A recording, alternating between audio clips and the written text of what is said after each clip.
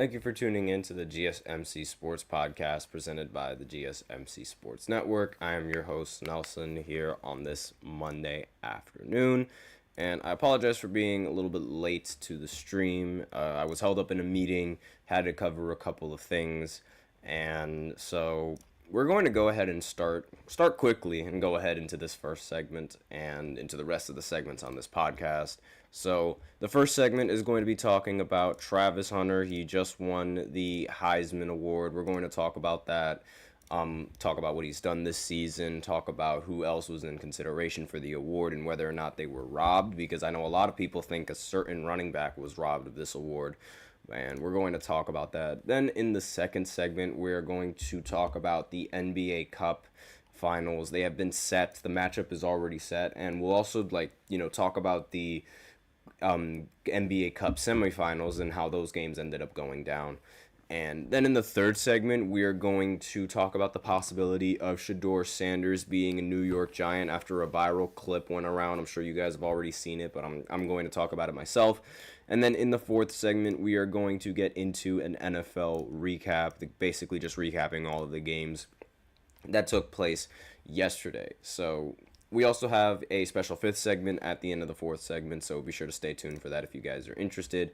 Before I begin, I would like to remind everybody that we love to hear what you guys have to say during the show, whether it's a hot take, whether it is a burning question, or just something that you're dying to share. We're all ears, and if you really want your comment and or question to get noticed, then I recommend using Super Chat.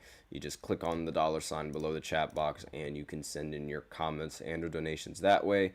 If Super Chat's not really your thing, then you can always use the link displayed below the ticker on every show segment, gsmcpodcast.net, and you can send in your comments and or donations that way. Either or really helps the show and makes it much more interactive between myself and you guys. So, without further ado, let's go ahead, get into this first segment, and talk about your Heisman winner, the one and only Travis Hunter. I'm sure, even if you're not a college football fan, I'm sure you know exactly who this is. He is a wide receiver and a cornerback for the Colorado Buffaloes. He is an unbelievable athlete. He is the first college player to play both sides of the ball as best as he can and at such an elite level. No one at this level in college is usually playing both offense and defense. The wear and tear on these college kids and just he has to play around 40 plus snaps in a game. That is a lot of snaps. And not only that, you also have to be very talented. You also have to know defensive coverages and you have to know your routes. So the fact that he's able to consistently and effectively play both is nothing short of impressive. This is also the first year that the Heisman Trophy winner, the NBA MVP, and the NHL MVP all play, and they're all from the same state. This is the first time that that's ever happened. So it would also be the first time that an NFL MVP, if an NFL MVP is from this state, would end up winning that. But it doesn't really look like that's happening. So far, the NFL MVP race is looking like it's going to be between Josh Allen and Lamar Jackson. So I might do a segment about that in the future. But this is just a fantastic season for Travis. This is, he won the Heisman. He won the AP National Player of the Year, both wide receiver and DB.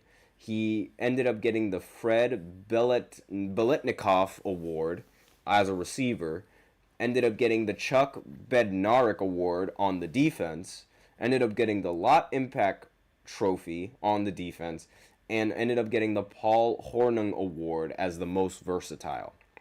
That is a lot of awards for Travis Hunter to win in just 1 year, but he's had a fantastic season. It's just been remarkable what he's been able to do. And a lot of people, several people actually, they were not happy with Travis Hunter winning. There was one of the voters who didn't even have Travis Hunter on his ballot, which is ridiculous in my opinion. But a lot of people were taking to Twitter and they were taking to the internet. Well, X, formerly known as Twitter, they were taking to the internet and they were visibly showing their frustration because they felt that Ashton Jeanty was robbed of the Heisman. And no, he was not robbed. I was the one that believed that they should both share the award and they should both be the Heisman winners, because I felt like that was the best and the most fair thing to do. But the argument for Genti is that he was doing his stats are absolutely ridiculous. And to be fair, to that argument, they are. His stats as a running back are unbelievable. And let me just go ahead and pull up his stats real quick, because a lot of people they love mentioning his stats. So in this season, he recorded 2,497 rushing yards on the ground. That's the most period for any running back, I believe, in a season. And he recorded 29 rushing touchdowns and a total of 30 scrimmage touchdowns. So that's both yards, that's both touchdowns in the air and touchdowns on the ground.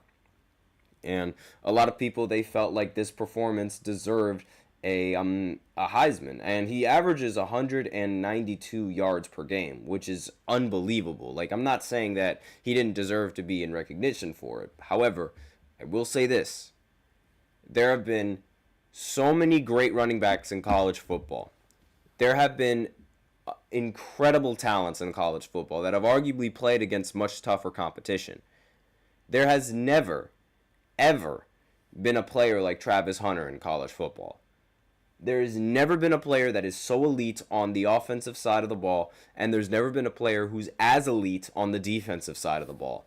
Never in the history of football has that ever happened. And this is why he deserves that award. Like, there's, in my opinion, like, he should have been the clear-cut favorite. I don't know why people were so upset and people were like saying that Genti got robbed, but it's like, there's never been an athlete like Travis Hunter. Never in a million years has there been an athlete like Travis Hunter. He deserves this award. And Ashton Genti, if he did win it, I wouldn't have been upset at that either, but I would have thought that Travis Hunter ended up getting robbed, which is why I think that they should share the award together. And not only that, but there's also a little bit of an easier schedule coming in from Boise State. I will say this, however, they did play a ranked team against Oregon, and they did almost beat Oregon. They lost due to a field goal, and Oregon only won by 3 points. So I completely understand that. But for the most part, throughout most of the season, Ashton Genti has had a lot easier competition compared to what Travis Hunter and the Buffaloes had to deal with. And that has to be taken into consideration, because when you look at a team from the beginning of the year compared to a team to the end of the year, depending on which teams they play, like the more physical teams and the stronger teams and the more athletic teams, there's going to be a lot more wear and tear on your body. Now, Genti, he gets tackled by like 8 people almost every single time, so there's definitely wear and tear, but it's not like Travis Hunter, who plays on both sides of the ball.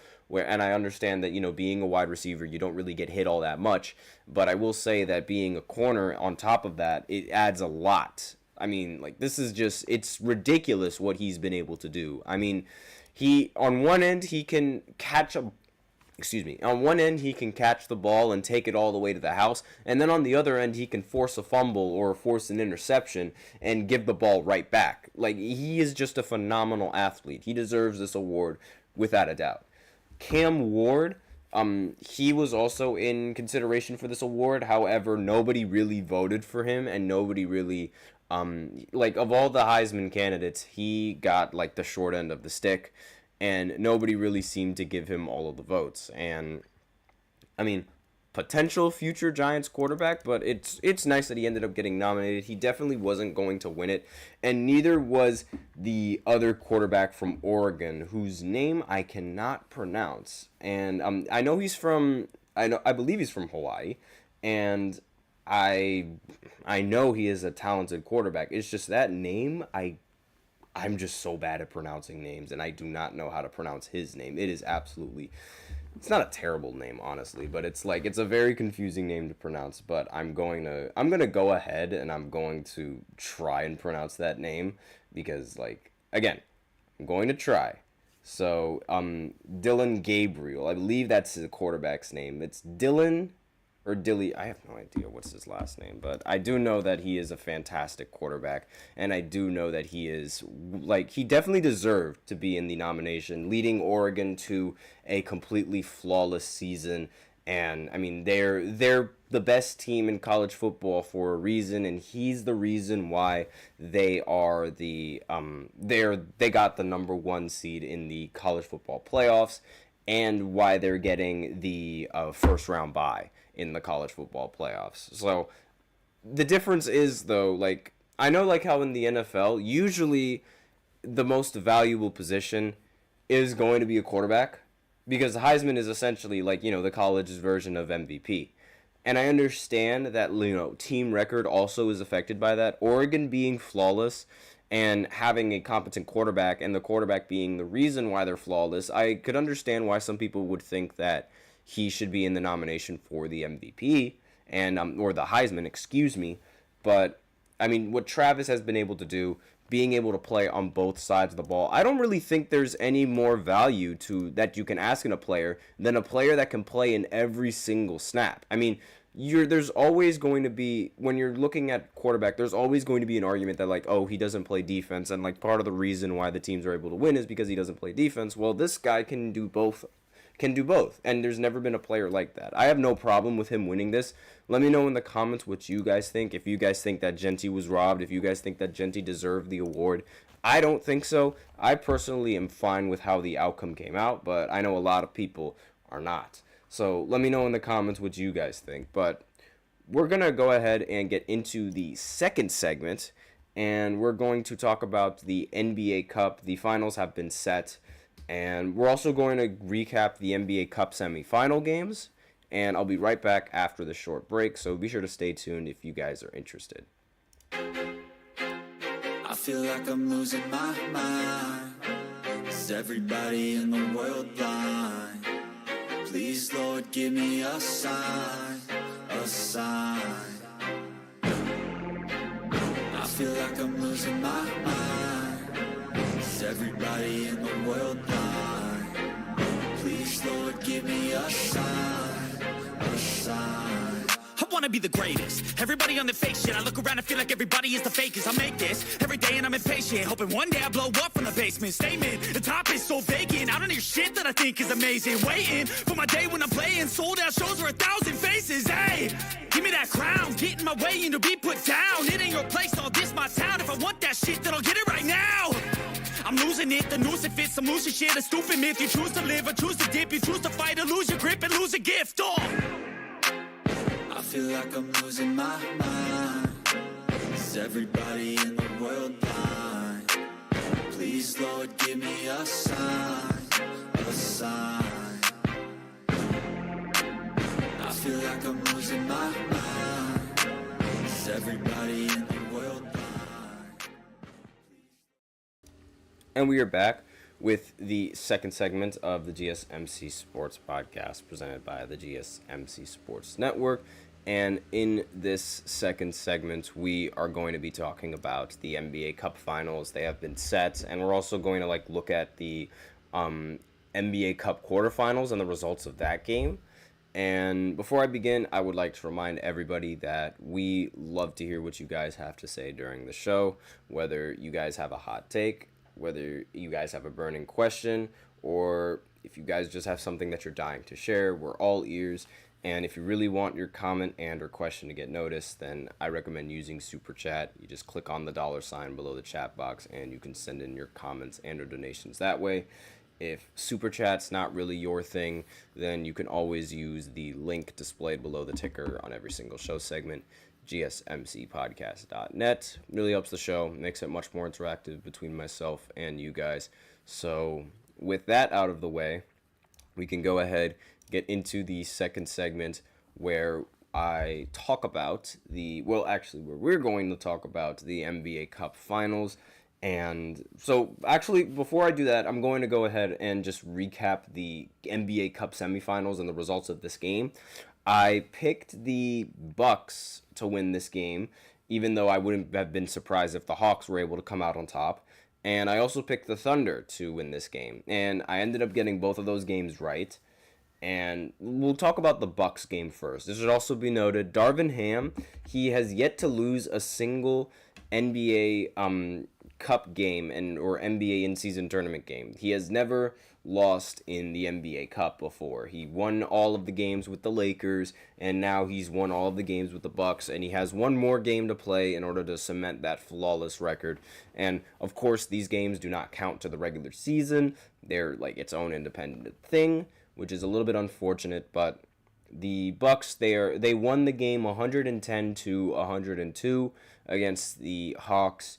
Giannis Antetokounmpo ended the game with 32 points, 14 rebounds, and 9 assists. He has never had a game where he has shot below 50% from the field, which is incredible considering how the Bucks have been struggling a little bit.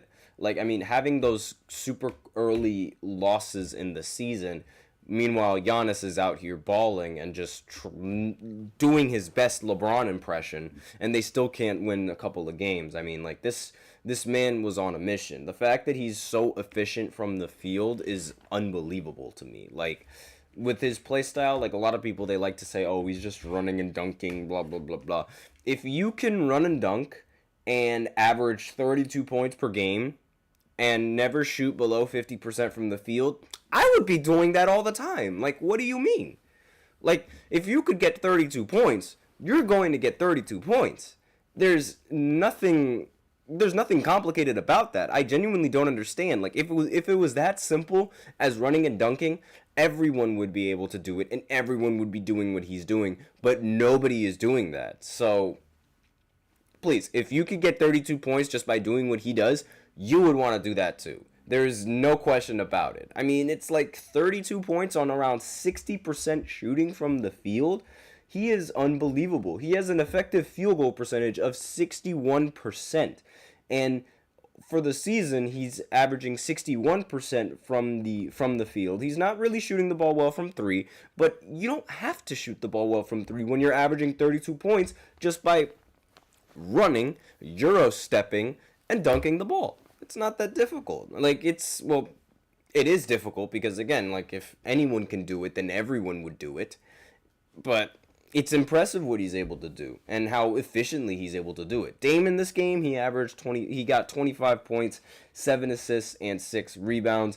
And for the Atlanta Hawks in this one, Trae Young balled out. He played a very good game. He ended the game with 35 points, 10 assists, and 7 rebounds.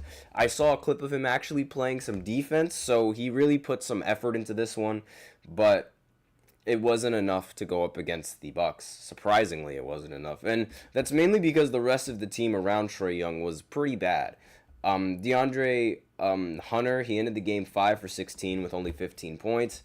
Jalen Johnson ended with 6 for 15 with only 15 points. And Dyson Daniels ended with 11 points and ended up going 5 for 10 from the field. You know, it would be very, very useful if they had their number 1 overall pick playing well in this game, don't you think? No, he ends up going 1 for 3 from the field and records 2 points. Fantastic work right there. I don't understand why this guy was drafted number 1 overall. I don't understand why both of those French guys were drafted at number 1 and number 2. They've been horrendous for their team, and they've been a detriment to their team. I am so confused how they were able to get the number 1 overall pick.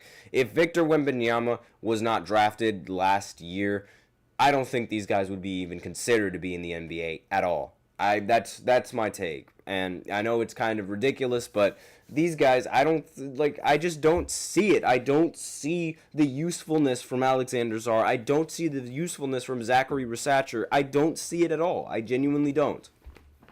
So, next game was between the Thunder and the Houston Rockets. Now, the Thunder, they ended up winning 111-96. The fact that the Thunder are still such an incredibly competent team without Chet Holmgren, it really is, like, scary to think what they're going to do in the postseason.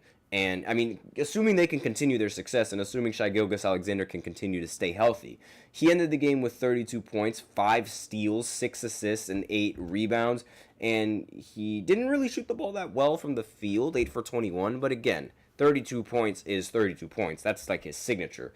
Isaiah Hartenstein ended with 21 points, 9 for 12. Very good game from him. Jalen Williams didn't really play that well, 8 for 20 with only 20 points. But again, it wasn't really with the lineup and the rotations that they have. It seems like this team, like the Rockets, they didn't really come to play in this one.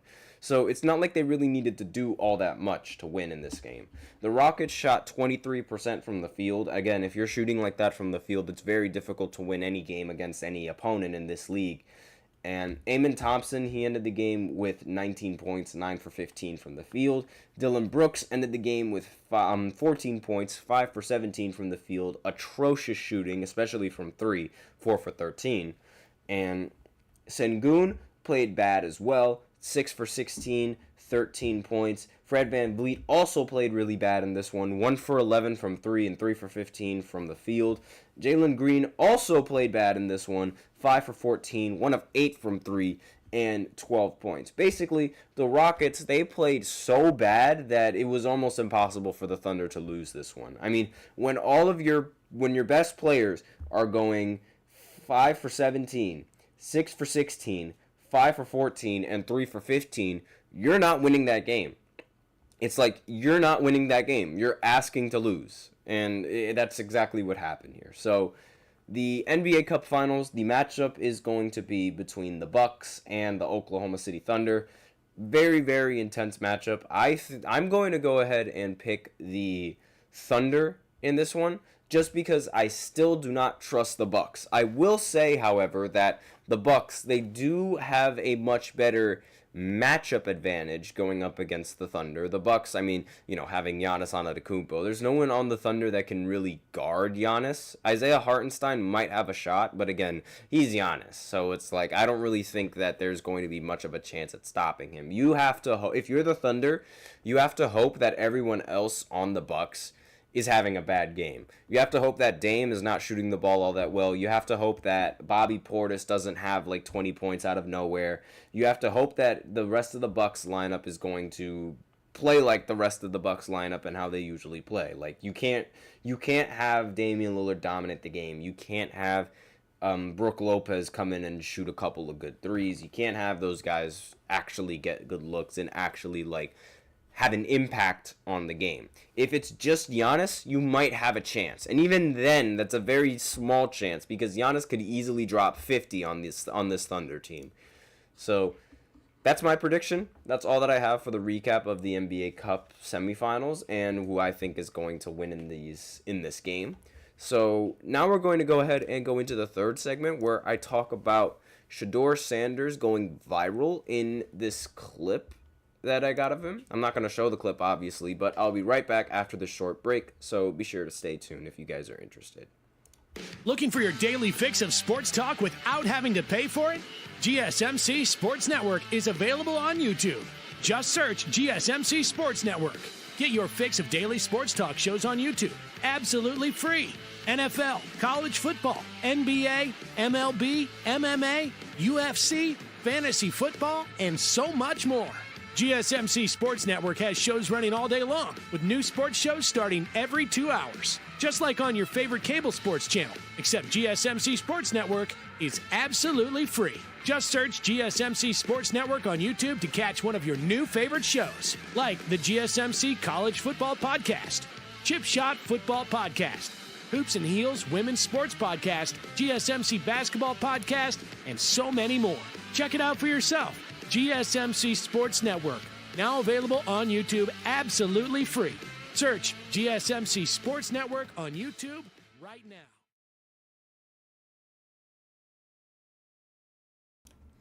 And we are back with the third segment of the GSMC Sports Podcast presented by the GSMC Sports Network.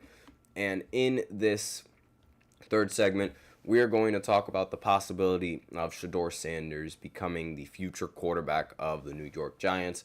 This would be the first time that the Giants would end up starting and actually drafting a quarterback who is black. They're the only team in the NFL that does not have a colored quarterback, that has had a colored quarterback starting. Every other team has seemed to already put a quarterback, like, it doesn't matter the skin color of the quarterback, obviously, but it's like, it's very interesting that the Giants are the only team that tends to have quarterbacks that have much lighter skin. Again, I don't really mean to offend anyone when I'm saying this, but I just think it's like a very, very interesting fact. But this could be the first time that the Giants end up drafting a quarterback like that.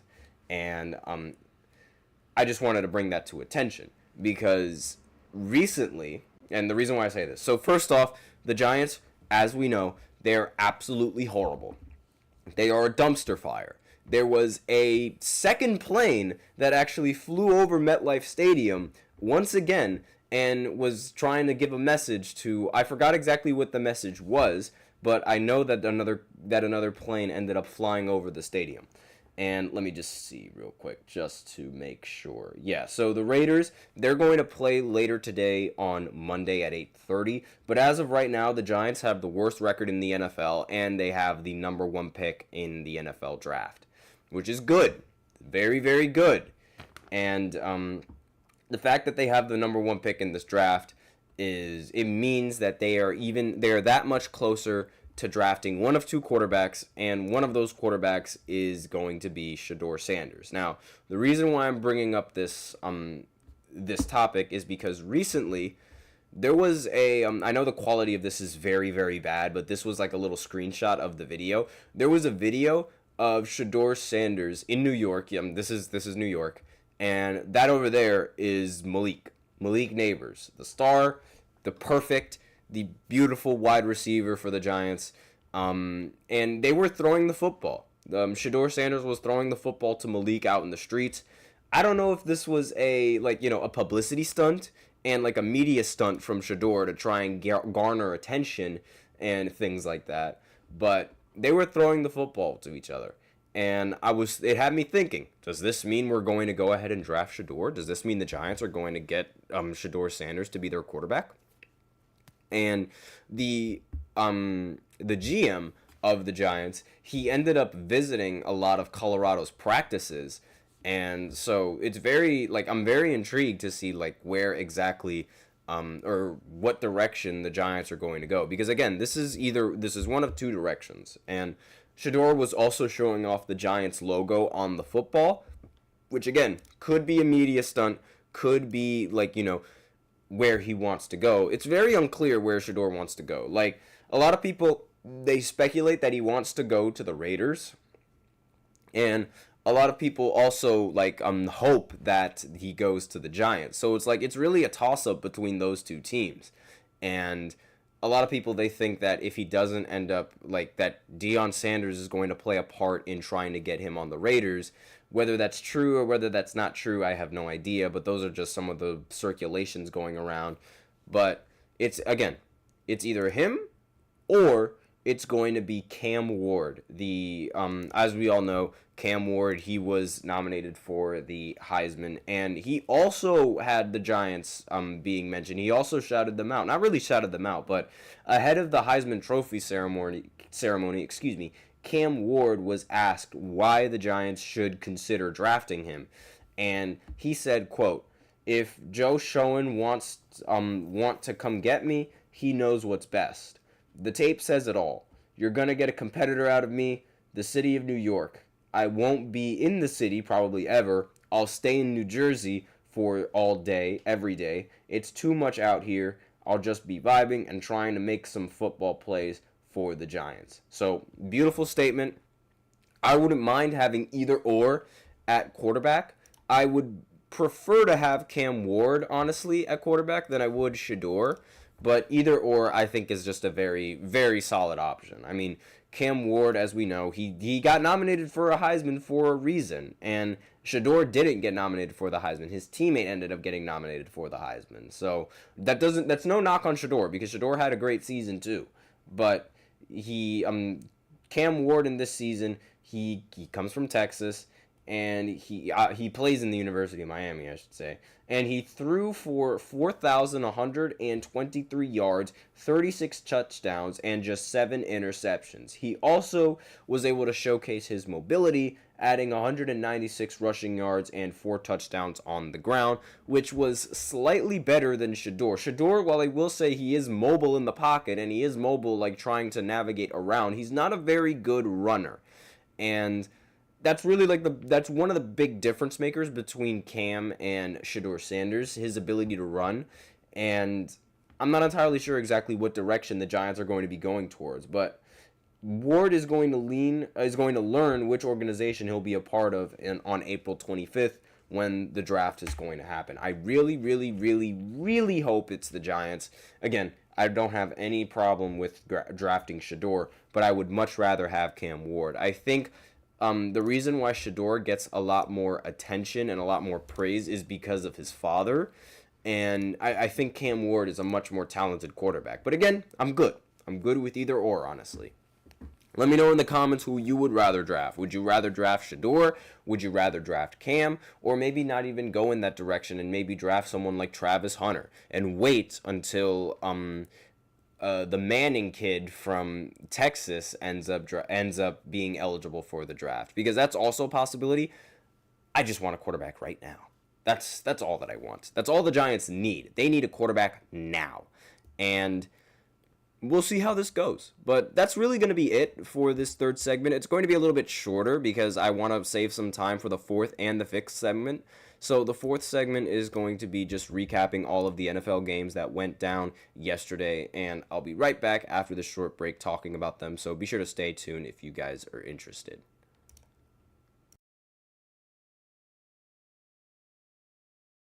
For the best and latest podcasts available anywhere, go to the podcast app on your cell phone and type in GSMC. To access free content-rich podcasts on health and wellness, book reviews, sports, entertainment, relationships, social media, movies, technology, finance, and even weird news. Subscribe and download the GSMC Podcast Network's family of shows, available everywhere podcasts are found.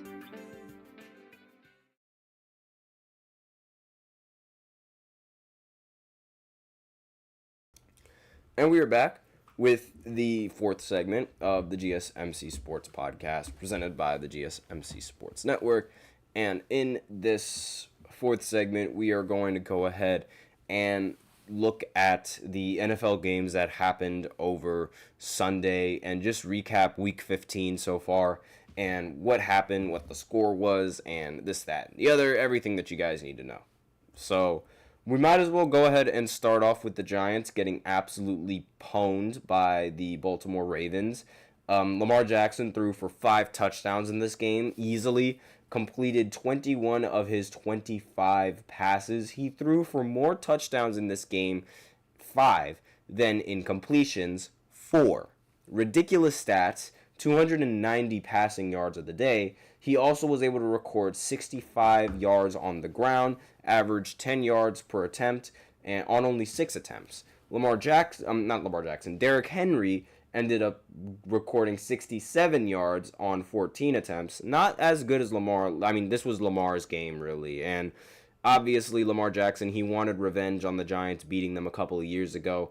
And there he goes. The Giants, I will say, their quarterback situation is absolutely horrendous. I thought Daniel Jones was bad, but I didn't see Tommy DeVito play, and I did not see Tim Boyle play. They are arguably even worse. And that's very crazy to say. Like, the fact that saying that Daniel Jones is a better quarterback than Tim Boyle, or saying that Daniel Jones is a better quarterback than any quarterback, it means that quarterback is bad. If Daniel Jones is better than you, then you are an awful quarterback. No disrespect whatsoever, but they're backups for a reason. And I'm sorry, it's sad, but it's true. Singletary, he ended the game with 1 touchdown, and Tim Boyle threw a touchdown and an interception, and that's really all she wrote for the Giants in terms of scoring. Absolutely awful game, but I don't know what you expect from a team like the Giants. Of course, the Giants on the first play, they forced a fumble, but they had to punt the ball because they can't do anything on offense.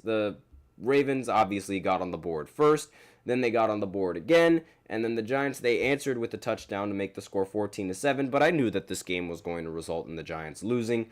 The Ravens ended up making the score 21-7 to end the half, and then to end the third quarter, they made it 28-7, and then they added on another touchdown in the fourth quarter, and then picked off a pass to end the game.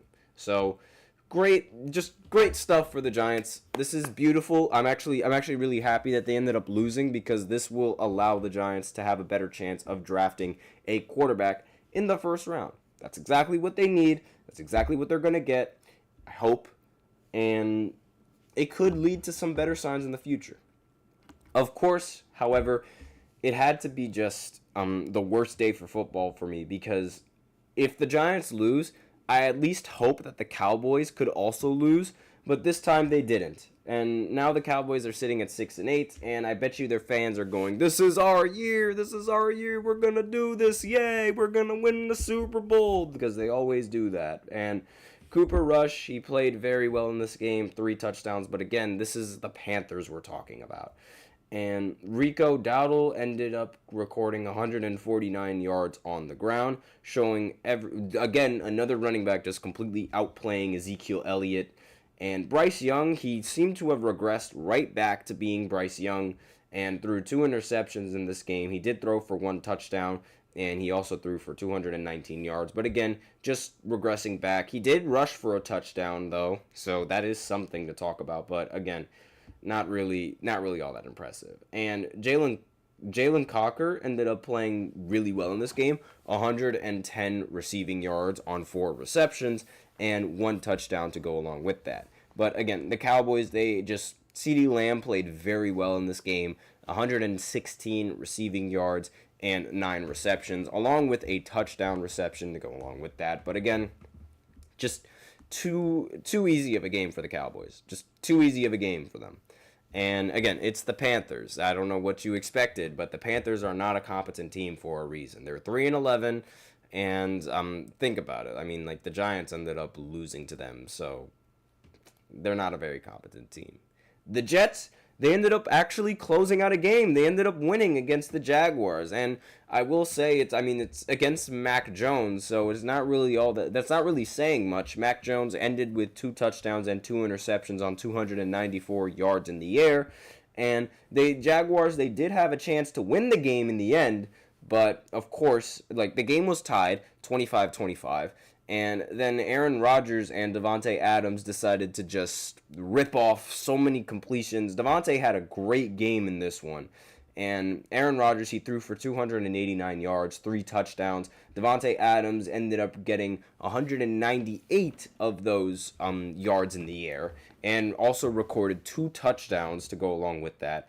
And the game was again, even with this, the Jaguars, they still had a chance to win the game in the end, but Mac Jones threw a terrible interception to seal the loss for Jacksonville and seal the win for the Jets. This is the first game that they were actually able to close out in a while, and primarily because Mac Jones is not a competent quarterback, so not really much that needs to be said about this.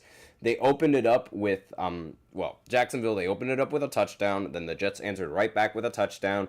Then the Jaguars ended up answering that back with an interception. And then the Jets gave it right back in a punt. Then the Jags kicked a field goal. And then they kicked another field goal to make the score 7-13 in favor of Jacksonville. Then the Jets decided to respond to that field goal with, you guessed it, a field goal. Then Jacksonville decided to respond to that field goal with, you guessed it, a field goal. And then Aaron Rodgers finally woke up and threw a touchdown. And then both teams exchanged punts. Jacksonville ended up scoring a touchdown to make the score 22-17. And then the Jets ended up missing a field goal, because of course they did. And let's see. Then the Jaguars punted it back. And then on 4 plays, the Jets ended up scoring another touchdown thanks to Davante Adams completing a 71-yard pass. Aaron Rodgers completing a 71-yard pass to Davante Adams to make the score 25-22. Then the Jags answered with a field goal, and then Davante and Aaron Rodgers answered it right back with a touchdown of their own. And now I will say that it wasn't Davante Adams that scored the touchdown, but it was Davante Adams that drove them down the field, and along with the help of Aaron Rodgers, of course. Or it should be the other way around. Aaron Rodgers drove them down the field with the help of Davante Adams, and they scored a touchdown, and then, of course, Mac ended the game with an interception, because of course he did. So, good game from the Jets. That improves their record to 4-10. It doesn't mean anything. All it means is that they won a meaningless game in this season now, because they're already eliminated from the postseason, and it's not really much that can be done, at least at this point. Now, next game on this list, the Commanders, they almost lost to the Saints in this one. They ended up winning, however, 20-19. Jaden Daniels played very well in this one. 2 touchdowns, 226 passing yards on the day. And for the Saints, they had to put 3 quarterbacks in this game. 3 of them. And most of them were really, really bad. I will say this. Most of them were not all that great. Actually, no, they did not. They only had to put 2 quarterbacks in this game. Excuse me. They ran a trick play, and the receiver ended up throwing a touchdown on that trick play. So, very good trick play coming in from them. But again, I knew that the Commanders were going to end up winning this game, and this game just went a little bit closer than what I thought. So not really. I feel like it was a little bit of a, I don't know, not much of a worthy game to talk about. The Bengals going up against the Titans, that one was a pretty interesting one. Will Levis got benched in this one, only threw 89 yards in the air and threw 3 interceptions. Funny story, his ex was in attendance in this game, so if he had any chance of trying to get back with his ex, he lost it right there. And I know, like, you guys are thinking, like, oh, why would he do that? Trust me, when you know who she is, you would want to try and impress her as well, especially if you're a quarterback on that team. But did not play well, ended up needing to replace him with Mason Rudolph, who played pretty solid. 21 of his 26 passes were completed, 209 yards, 2 touchdowns, and 1 interception. But we all know Joe Burrow. He's having an MVP caliber season if it wasn't for his team's record. He threw 3 touchdowns. He also threw 2 interceptions, but 271 yards in the air. And T. Higgins ended up receiving for 1 touchdown. Jamar Chase ended up recording 94 receiving yards on the day. And let's see. Chase Brown, he ended up recording 1 rushing touchdown and 97 yards on the ground. So, pretty good game coming in from the Bengals. It probably would have been a much more of a blowout had Will Levis continued playing in this game, but he had a very, very bad one. Now, next game on this list, the Chiefs, they ended up playing the Browns in this game. Now, this is not a very good game because Patrick Mahomes ended up getting hurt in this one. So, that's going to be very interesting. Now, the 1 seed could potentially be up for grabs. I'm pretty sure that the Chiefs are going to inject Patrick Mahomes with every single painkiller that they have for at least 1 week, assuming he does not recover quick enough. But however, despite this, he did end up passing for 159 yards and threw for 2 touchdowns.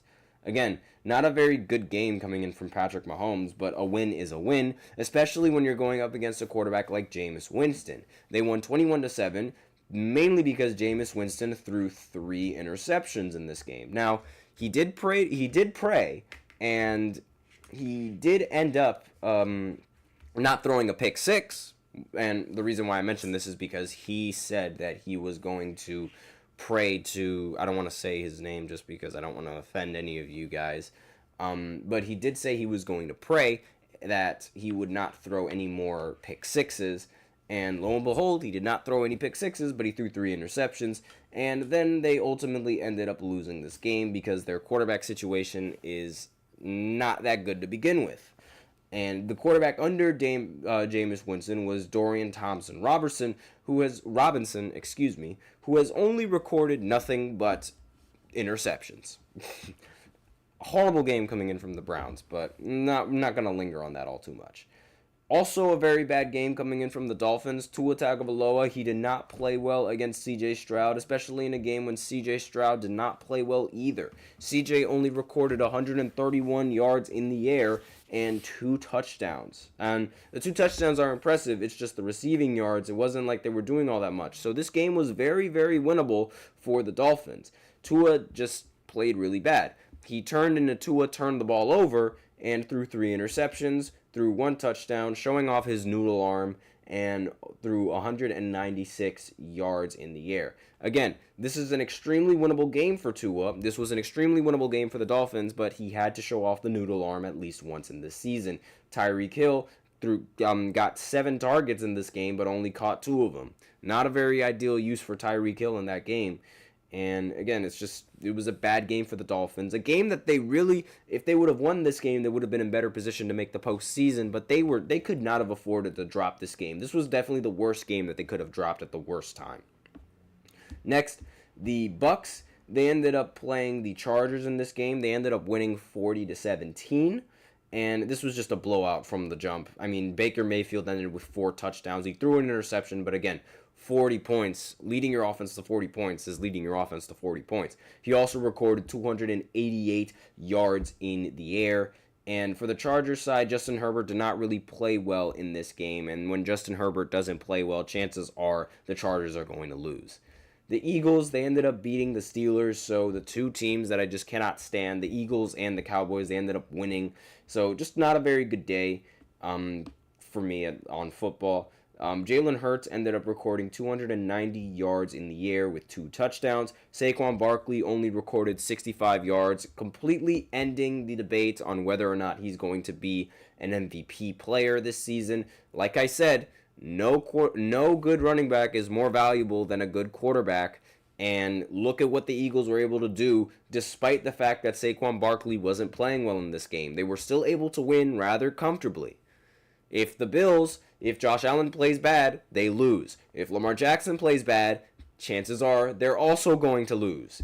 And look at what happens when Saquon Barkley doesn't really play all that well. They still win. And Let's see. They had 2, speaking of which, the Eagles, they said before that a problem that they had was receiving and passing.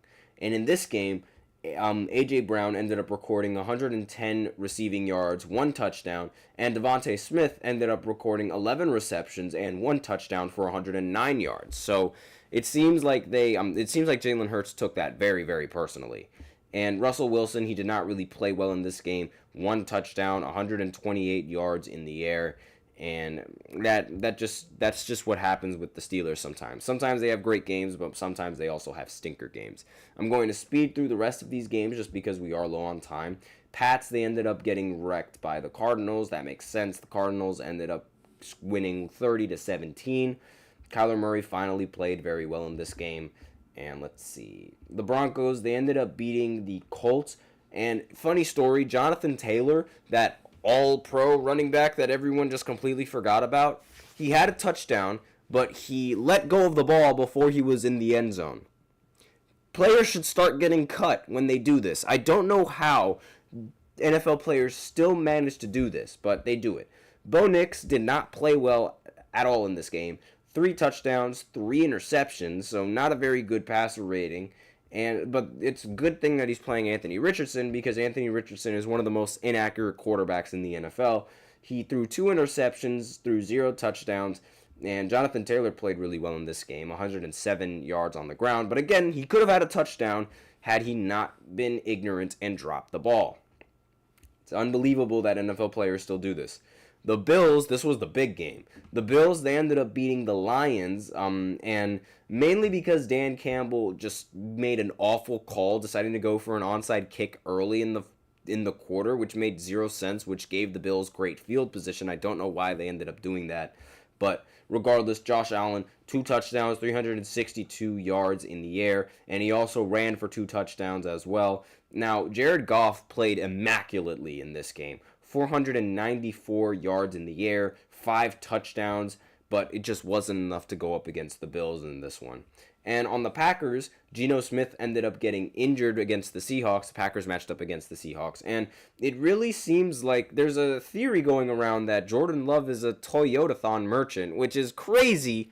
But when you look at his stats before Toyotathon and then after Toyotathon, he is ridiculous. Like, he plays so much better during that time. It is so weird. Like, a lot of people are calling him a Toyotathon merchant, which is kind of funny, but it's like, it seems legit. And Jordan Love, he ended the game with 229 yards in the air with 2 touchdowns, and Josh Jacobs in this game ended with 94 yards on the ground as well as 1 touchdown. Seahawks, Geno Smith, having Geno Smith at quarterback isn't really the best news, but again, he ended up throwing for 149 yards, and he also got hurt. So Seahawks' chances might be done after this one. And going into some quick predictions, the Bears, they're going up against the Vikings. I'm picking the Vikings to win in this matchup tonight on Monday Night Football. And then the Falcons, they're going up against the Raiders. I'm going to pick the Falcons in this one. Kirk Cousins is going to have a phenomenal game. He's going to play out of his mind because this team is 1 win away from being a 500 team, and Kirk Cousins cannot stray too far away from being 500. I know this is going to happen. Kirk Cousins is going to ball out despite the fact that this is a primetime game. So that's all that I have to say on this 4th segment. So now we're going to go ahead and go into the final segment talking about the NBA Power Rankings. So I'll be right back after this short break. Be sure to stay tuned.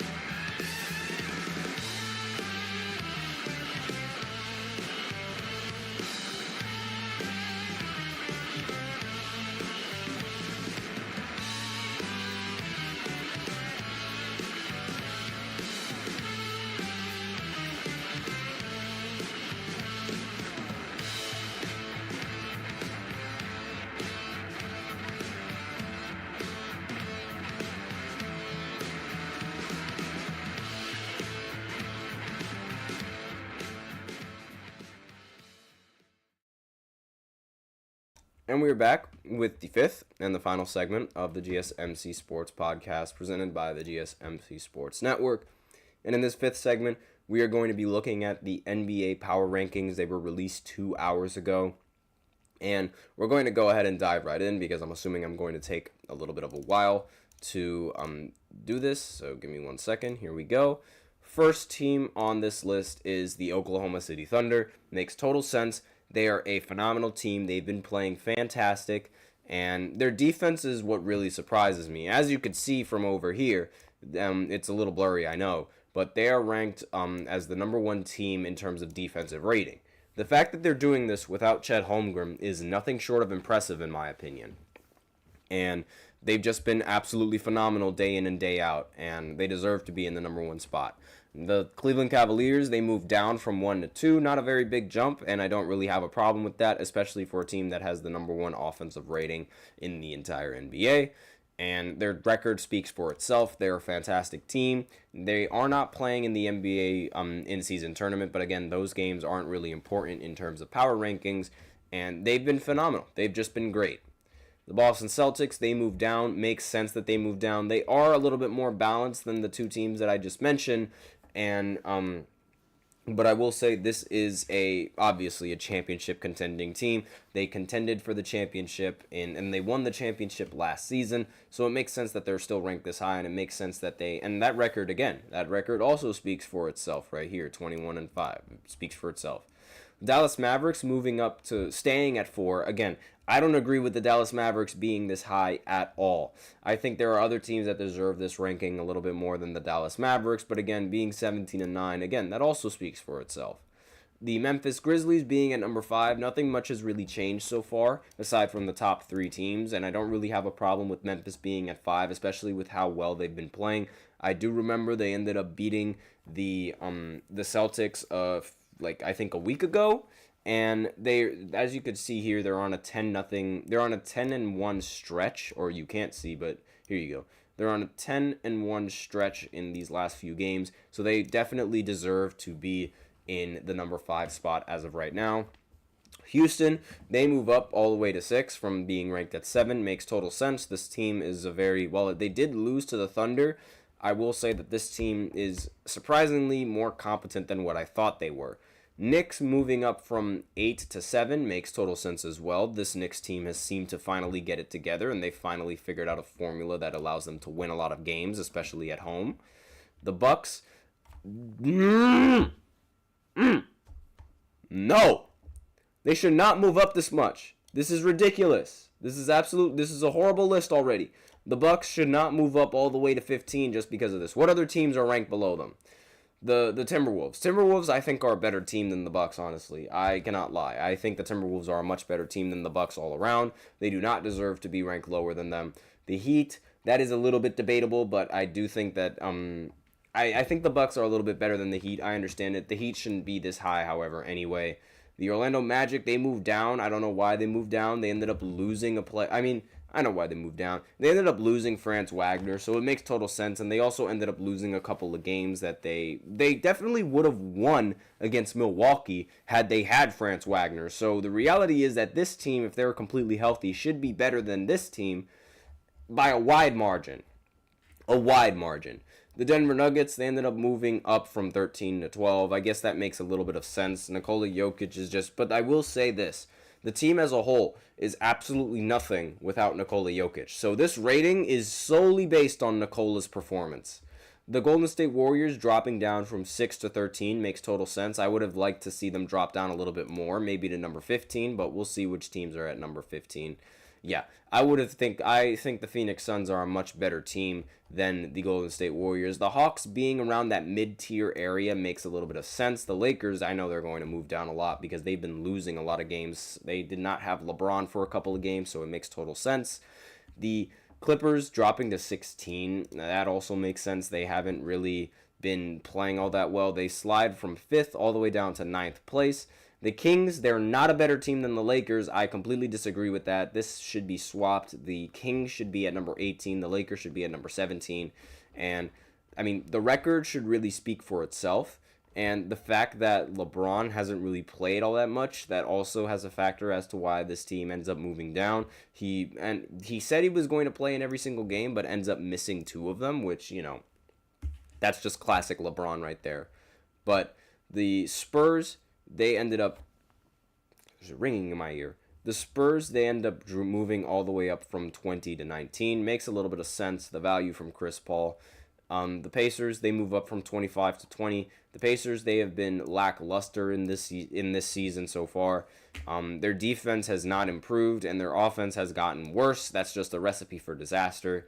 The 76ers, they end up moving down because that's what they get. Joel Embiid, guess what? Joel Embiid got hurt again. So probably not going to be playing for the next 5 months. And we'll see how this goes. But their offense is atrocious. Jared McCain also ended up getting injured, I believe. So this 76ers team is starting to look like the biggest disappointment since the Brooklyn Nets teamed up. Because at least the Brooklyn Nets were able to make the playoffs with the super team that they had with James Harden, Kevin Durant, and Kyrie Irving.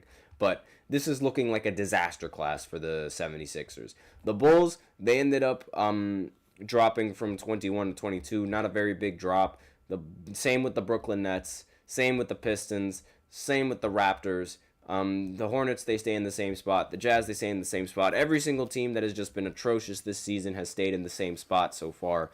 Wizards, they deserve this. They are absolutely terrible. Look at that record. Unbelievable.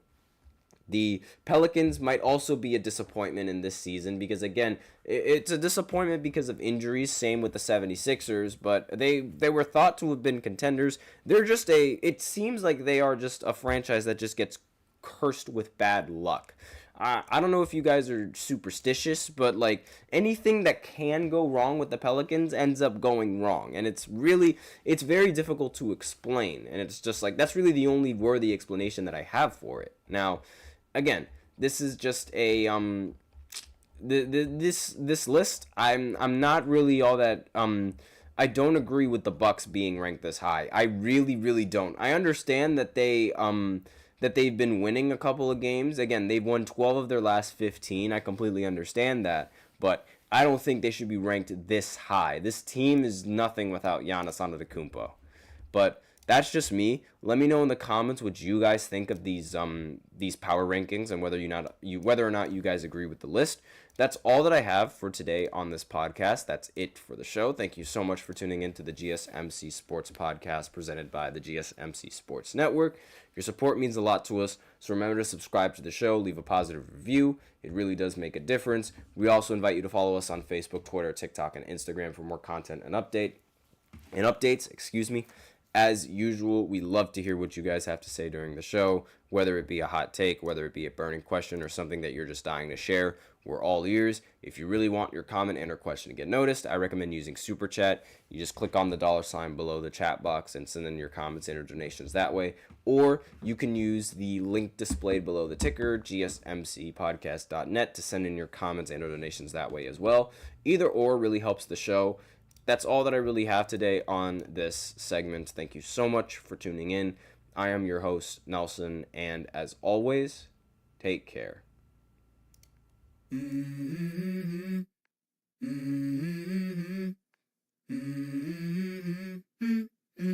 Let's go. I wake up to a little bit of drool on my pillow, feel like it's gonna be a bad day.